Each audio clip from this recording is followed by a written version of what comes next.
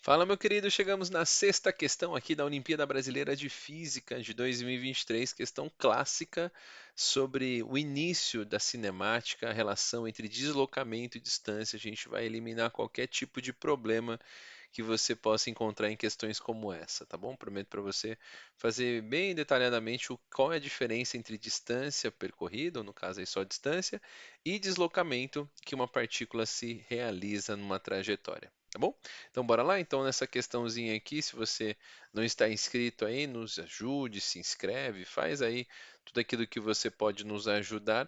E também, se você tiver alguma dúvida, sempre mande suas perguntas aqui para ajudar a gente. Ajudar não, para a gente poder te ajudar, tá bom?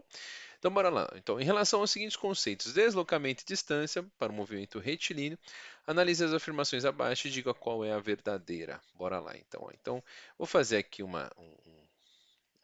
como se fosse uma reta aqui para representar aqui um movimento retilíneo e colocar aqui de repente uma bolinha, tá bom? Então veja, se a gente está falando aqui de duas grandezas diferentes, né? Uma é o deslocamento e outra é a distância que eles vão percorrer. Imagine que eu tenho uma partícula vindo para cá, tá? E ela saia de um ponto e chegue até outro ponto. Então ela tem esse deslocamento. Imagine que aqui eu esteja na posição, sei lá, 0 e aqui na posição 10. Tudo bem? A distância que essa partícula andou foi de 10, vamos supor que seja metros, tá? Ele andou 10 metros nesse movimento que ele fez aqui. Então, a distância com que ele anda é a soma de todos os pontos até chegar no limite onde ele está. Então veja, se você fizer uma distância que ele vai andar, ele saiu daqui até aqui, ele andou 10 metros, essa é a distância. Agora, quando a gente fala de deslocamento, aqui a gente tem que ter um pouquinho mais de cuidado. O deslocamento é a variação da posição, a gente chama isso de ΔS. E o ΔS nada mais é do que a posição onde o corpo está no final, menos a posição onde ele está no início. Você já deve ter ouvido falar sobre esse tema de deslocamento, e ao deslocamento a gente usa essa relação, que é o ΔS, que é dado como a posição final menos a posição inicial. Nesse caso aqui, o deslocamento também vai ser de 10, porque veja, vai ser 10 menos 0 que dá 10. Então, nesse caso, eles tanto o deslocamento quanto a distância percorrida vai ser a mesma. Então, quando não há alteração no movimento, ou seja, se ele sempre vai para a direita, se ele sempre vai para a esquerda, para cima, quando ele continua o seu movimento, sem mudar de direção, o deslocamento e a distância percorrida pelo corpo é o mesmo. Qual que é o problema disso, né? Numa outra situação que eu vou desenhar aqui para você aqui embaixo, ó, que é o caso quando a gente de repente vai e volta. Veja esse caso aqui, ó.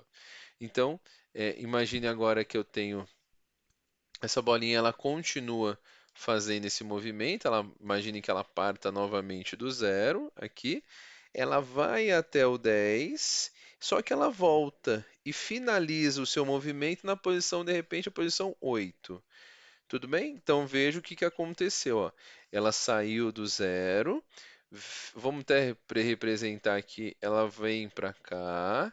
Aí ela chega até 10 e volta e para aqui no 8. Então vamos dizer que a velocidade aqui ela para no zero e aqui a velocidade ela para aqui de repente no zero. Não precisa dizer que não vou dizer que está parando, porque de repente você pode dizer que é um movimento uniformemente variado. Ela chega na posição 8.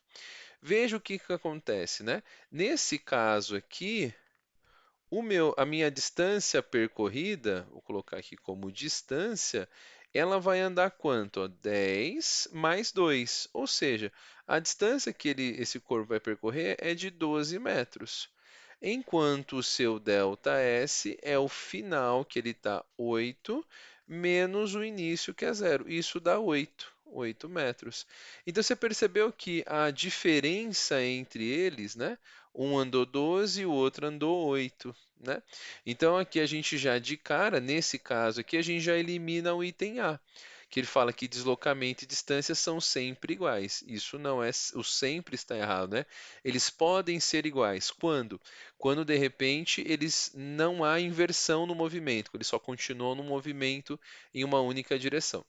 Agora na B, a distância é sempre maior. Não, né? Existe a situação em que eles são iguais, aqui distância é sempre maior, isso também está errado. Existem situações em que a distância é maior do que o deslocamento, mas não é sempre. A distância é sempre positiva, isso é verdadeira, enquanto o deslocamento pode ser negativo. Concordo com isso. Você vai ver que eu vou fazer um último exemplo aqui para você ver, ó, que é o caso, por exemplo, de nós pegarmos de repente uma partícula e ela vai contra a orientação, ó. Por exemplo, você viu que ela pode ser positiva. Nós fizemos os desenhos aqui de o ΔS sendo positivo. Agora imagine que eu esteja na posição 8 metros, tá? E vá para a posição 5 metros. Eu faço essa trajetória aqui no sentido oposto ao meu referencial. O referencial, o crescimento vai para a direita, eu estou indo para a esquerda. Nesse caso, o meu ΔS, perceba o seguinte, ó, o meu ΔS vai ser o final, que é 5, menos o inicial, que é 8. Esse ΔS deu negativo, menos 3 metros. Então, é possível esse deslocamento pode ser negativo? Sim, ele pode ser negativo ou pode ser positivo.